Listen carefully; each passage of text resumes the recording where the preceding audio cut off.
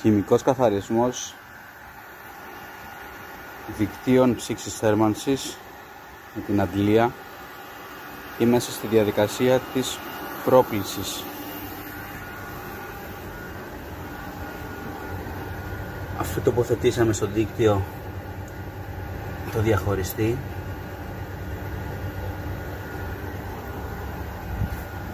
κάνουμε πρόπληση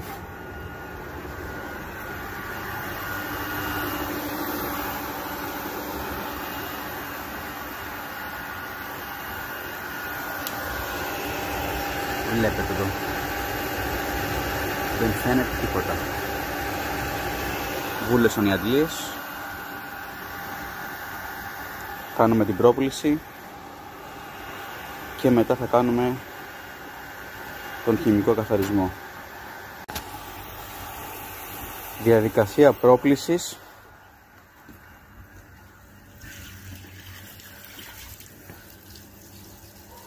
Το νερό που βρίσκεται μέσα στην εγκατάσταση αυτή τη στιγμή, πριν τον καθαρισμό. Διάφανο.